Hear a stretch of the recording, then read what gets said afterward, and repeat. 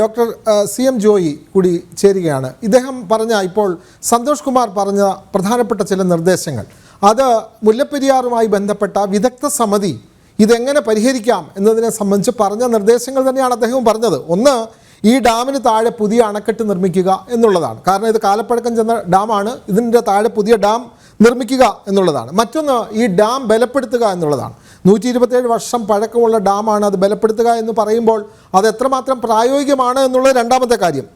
ഒന്ന്, ഡാമിലെ ജലനിരപ്പ് തടയണയാക്കി മാറ്റുക എന്നുള്ളതാണ്. ഈ ഡാമിനെ ഒരു തടയണയാക്കി മാറ്റിക്കൊണ്ട് ഇടുക്കി ഡാം പരിപൂർണാർത്ഥത്തിൽ അത് പ്രാവർത്തികമാക്കിക്കൊണ്ട് അവിടെ നിന്നും വെള്ളം തമിഴ്നാടിന് കൊടുക്കുക എന്നുള്ളതാണ്. പക്ഷേ ഇതൊന്നും തമിഴ്നാട് സമ്മതിക്കുന്നില്ല എന്നുള്ളതാണ്. നമുക്കറിയാം, ഇത്തരത്തിലുള്ള പുതിയ സംവിധാനം വരുമ്പോൾ കരാർ പുതുക്കണം. കരാർ പുതുക്കുമ്പോൾ വെള്ളം നൽകുന്ന തുകയിൽ, ഇപ്പോൾ വാങ്ങുന്ന വാടക തുകയിൽ വ്യത്യാസം വരും. അതൊക്കെ അവർക്ക് പ്രശ്നമാണ്. പിന്നെ തമിഴ്നാടിൻ്റെ മറ്റൊരു പ്രശ്നം, ഈ വെള്ളം ഇനിയും കേരളം കൊടുക്കുമോ എന്നുള്ള ഒരു ഭയവും അവർക്കുണ്ട്. പക്ഷേ നമ്മൾക്കറിയാം, കേരളവും തമിഴ്നാടും തമ്മിലുള്ള ഇപ്പോഴത്തെ ബന്ധം, പിണറായി വിജയനും സ്റ്റാലിൻ ആണ് അവിടെ മുഖ്യമന്ത്രി. അവർ തമ്മിൽ നല്ല ബന്ധമാണ്, രാഷ്ട്രീയപരമായ ബന്ധമുണ്ട്, ആത്മബന്ധമുണ്ട്, അത്തരത്തിലൊക്കെ ബന്ധമുണ്ട് ഈ രണ്ട് മുഖ്യമന്ത്രിമാർ തമ്മിൽ. ഇത്ര സൗഹാർദ്ദപരമായി പോകുന്ന നേതാക്കന്മാർ ഭരിക്കുന്ന കേരളത്തിലും തമിഴ്നാട്ടിലും ഉള്ള ഈ രാഷ്ട്രീയ സാഹചര്യത്തിൽ എന്തുകൊണ്ടിത് പരിഹരിക്കാൻ കേരളം മുൻകൈ എടുക്കുന്നില്ല എന്ന് ഒരാൾ ചോദിച്ചാൽ നമ്മൾക്ക് അതിനെ എതിർക്കാൻ കഴിയുമോ? Doctor CM Joy. വളരെ നല്ല ഒരു സജഷനാണ്. ഞങ്ങളെപ്പോഴും പറയുന്നതാണ്. കാരണം എന്തെങ്കിലും ഒരു കലാമിറ്റി, ഇപ്പോൾ നമുക്കറിയാം വയനാടുണ്ടായ ദുരന്തം, ഒരു ദുരന്തത്തിൻ്റെ പശ്ചാത്തലത്തിലും അതുപോലെ തന്നെ മഴ വന്ന് 136 അടിയിൽ നിന്ന് 42 പിന്നെ 52 പോകുന്ന ആ സമയത്ത് മാത്രമാണ് ഈ മുല്ലപ്പെരിയാറിനെ കുറിച്ച് കേരളം ചർച്ച ചെയ്യുള്ളൂ എന്നുള്ള ഏറ്റവും സങ്കടം. ഇപ്പോഴും ഇത് സർക്കാരിൽ നിന്ന് വന്നതല്ല, നമുക്കറിയാം. ഇത് ജനങ്ങളുടെ പരിഭ്രാന്തി കൊണ്ടും ജനങ്ങളുടെ ആശങ്ക കൊണ്ടും ജനങ്ങളാണ് ഇത് ഇപ്പോൾ അതിനെക്കുറിച്ച് ചിന്തിച്ചു തുടങ്ങിയത്.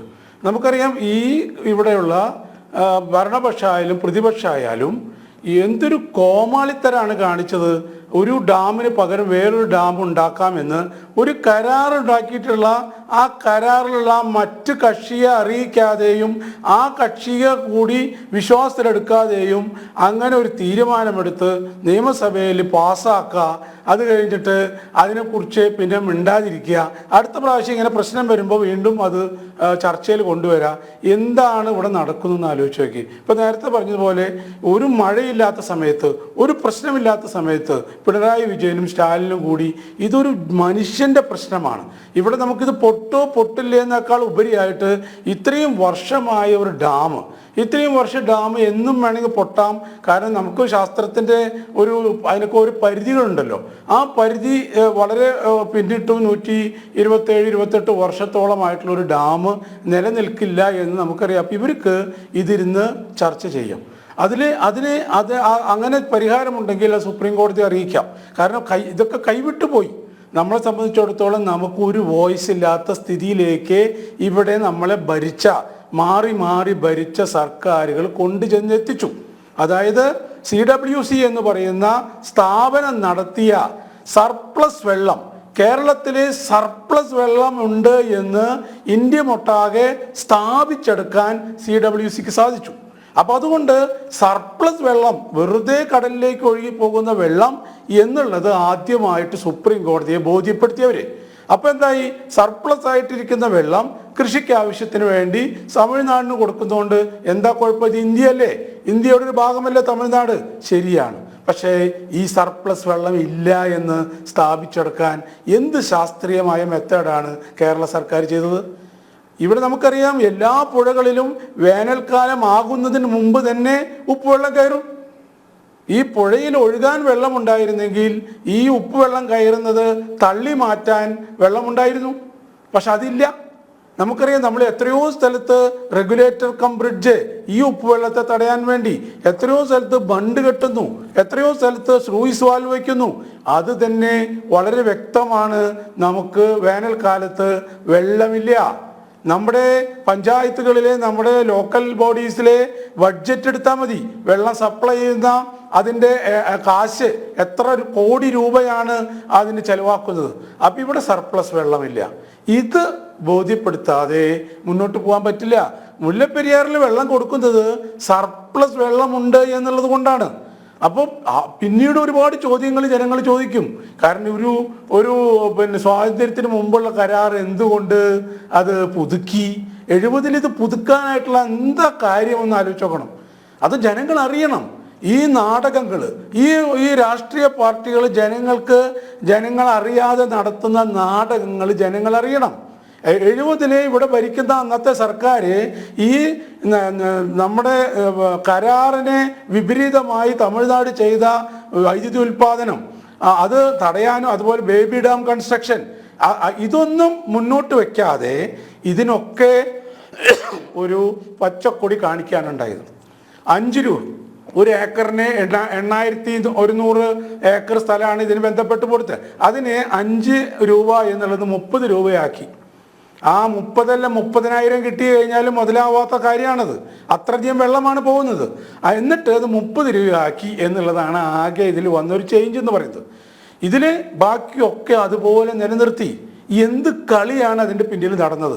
ഇത്രയേറെ ആശങ്കയിൽ, ഇത്രയേറെ ജില്ലകളിൽ ജനങ്ങളെ നിർത്താനായിട്ട് ഒരു അവസരം നോക്കി നിൽക്കുമ്പോഴാണ് ഇത്തരത്തിലൊരു ചതി നടന്നത്. 1941 തന്നെ നമ്മളൊക്കെ വെറുക്കപ്പെട്ടവൻ എന്ന് പറയുന്ന SRCP ആർബിട്രേഷനിൽ പോയ ഈ കേസ്, കാരണം ഇത് ഇവിടെ കേരളത്തിന് യോജിച്ചതല്ല, കേരളത്തിന് അത് ദോഷകരമാണ് എന്ന് SRCP ആർബിട്രേഷനിൽ വാദിച്ച് നേടിയെടുത്തൊരു വിധിയുണ്ട്. അതായത് തമിഴ്നാടിന് വെള്ളം കൃഷിക്കാവശ്യത്തിന് മാത്രമേ കൊടുക്കാൻ പാടുള്ളൂ.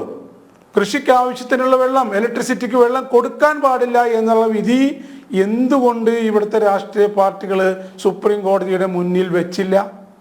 അപ്പൊ സ്വാതന്ത്ര്യത്തിന് മുമ്പുള്ള വിധിയാന്ന് പറയും. അപ്പൊ ഇതെന്താ സ്വാതന്ത്ര്യത്തിന് മുമ്പുള്ള ഇതല്ലേ? നമ്മൾ ഇവിടെ കൊണ്ടൊന്നും നിന്നില്ല. നമ്മൾ ആലോചിക്കണം. നമുക്കിപ്പോ തമിഴ്നാടിന് വെള്ളം കൊടുക്കുന്നതുകൊണ്ടൊന്നും ഒരു ബുദ്ധിമുട്ടില്ല. തമിഴ്നാട്ടിൽ നിന്നുള്ള പച്ചക്കറികൾ വന്നിട്ടാണ് നമ്മുടെ വീട്ടിലെ അടുക്കളയിൽ ആഹാരം വേവണമെങ്കിൽ അവിടെ നിന്ന് പച്ചക്കറി വരണം. അപ്പോൾ നമ്മൾ അവർക്ക് വെള്ളം കൊടുക്കില്ല എന്ന് പറയാനുമാവില്ല. നമ്മുടെ അയൽ സംസ്ഥാനമാണ്, നമ്മുടെ രാജ്യത്തിൻ്റെ ഭാഗമാണ്, വെള്ളം കൊടുക്കാം. പക്ഷേ നമ്മുടെ ഈ ഡാമിൻ്റെ സംരക്ഷണം ഒരു പ്രധാനപ്പെട്ട ഘടകമാണ്. ഇന്ന് വരെ കേരളം ആരും പറഞ്ഞിട്ടില്ല. ഇന്ന് വരെ കേരളം അങ്ങനെ പറഞ്ഞിട്ടില്ല. മനസ്സിലായോ? പക്ഷേ തമിഴ്നാട് ഓരോന്നും തക്കം ഭാഗത്ത് നിൽക്കുകയാണ്. പറമ്പിക്കുളം ആളിയാർ കരാർ വെച്ച് കഴിഞ്ഞപ്പോൾ പെരിയാറിൽ എന്തെങ്കിലും പദ്ധതികളോ ജലമായി ബന്ധപ്പെട്ട എന്തെങ്കിലും നടക്കുന്നുണ്ടെങ്കിൽ തമിഴ്നാടിനെ അറിയിക്കാമെന്ന് ആ കരാറിൽ എഴുതി ചേർത്തിരിക്കുക. നമ്മളൊന്ന് ആലോചിച്ചുകൊണ്ട് അതിൻ്റെ ദുഷ്ടലാക്ക്.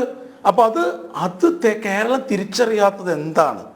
മോദി സർക്കാർ അധികാരമേറ്റ 2014 8ാമത്തെ ദിവസം അങ്ങോട്ട് ജയലളിത മോദിജിയെ കണ്ടു, പ്രധാനമന്ത്രിയെ കണ്ടു. എന്താ കാര്യം? 3 കാര്യങ്ങൾ അവർ കൊണ്ടുവന്നു. ഒന്ന്, ഈ പറഞ്ഞോണം കാവേരി ട്രിബ്യൂണലിൽ തർക്കപരിഹാരത്തിനുണ്ടാക്കിയിട്ടുള്ള കാവേരി ട്രിബ്യൂണലിൽ ജല മാനേജ്മെന്റ് കമ്മിറ്റിയും ജല നിയന്ത്രണ കമ്മിറ്റിയും എത്രയും വേഗം വരണം. കാരണം അത് 2007 ഉണ്ടാക്കിയതാണ്. രണ്ടാമത്തെ കാര്യം എന്താ? മുല്ലപ്പെരിയാർ 142 അടിയിൽ നിന്ന് അതിലും ഉയർത്താനായിട്ട് സെൻട്രൽ വാട്ടർ കമ്മീഷന്റെ ഒരു മെമ്പറെ ഉൾപ്പെടുത്തണം. അയാൾ ഉൾപ്പെടുത്തിയാൽ മാത്രമേ ഇതിൽ നിന്ന് 42-ൽ നിന്ന് ഉയർത്താൻ സാധിക്കുകയുള്ളൂ. അത് ഉയർത്തണം. അതുപോലെ തന്നെ നെയ്യാർ ഡാമിൽ നിന്ന്, നമുക്കറിയാം നെയ്യാർ എന്ന് പറയുന്ന ഡാമും പരിസരങ്ങളും കാച്ച്മെന്റ് ഏരിയ എല്ലാം കേരളത്തിനകത്താണ്. ആ നെയ്യാർ ഡാമില് എന്നിട്ടും മുമ്പ് കേരളത്തിന്റെ ഭാഗമായിരുന്ന വിളവങ്കോട് താലൂക്കിന് വെള്ളം കൊടുത്തിരുന്നു. പക്ഷെ തമിഴ്നാട് അപ്പോൾ പറഞ്ഞു ഈ നെയ്യാർ ഡാമും നെയ്യാറിന്റെ കാച്ച്മെന്റ് ഏരിയയും തമിഴ്നാട് കൂടി ബന്ധപ്പെട്ടതുകൊണ്ട് അത് അന്തർ സംസ്ഥാന നദിയാണ് എന്ന് വരുത്തി തീർക്കാൻ ഒരു ശ്രമം നടത്തി കഴിഞ്ഞപ്പോഴാണ് കേരള സർക്കാർ ആ വെള്ളം കൊടുക്കുന്നത് നിർത്തി. അത് കൊടുക്കാനായിട്ട് കേരളത്തോട് പറയണം എന്ന് 3 ആവശ്യങ്ങൾ ഇത് വെച്ചു. എന്ന് വരെ കേരളത്തിന്റെ മുഖ്യമന്ത്രി ഇന്ത്യയുടെ പ്രധാനമന്ത്രിയെ പോയി കണ്ട് ഇത്തരത്തിലുള്ള ഒരു നിവേദനം ഞങ്ങൾക്ക് പേടിയായിട്ടാണ്. ഇത്രയും വർഷമായ ഒരു ഡാമാണ്. 2011 ജലവിഭവ മന്ത്രി ഒരു പ്രഖ്യാപനം നേരം വെളുത്തപ്പോൾ അദ്ദേഹത്തിന് ഭയങ്കര പേടിയായി. ഇത് ജലബോംബാണ് മുല്ലപ്പെരിയാർ എന്ന് പറഞ്ഞവർ കൂടിയിട്ട് അയാൾക്കല്ല പേടിയായത്, അതിന്റെ താഴെയുള്ള ആ കുട്ടികൾക്ക് സ്കൂളിൽ പോകാൻ പോലും പേടിച്ചിട്ട് ഡോക്ടർ CM ജോയി പറഞ്ഞത് വളരെ പ്രധാനപ്പെട്ട കാര്യമാണ്.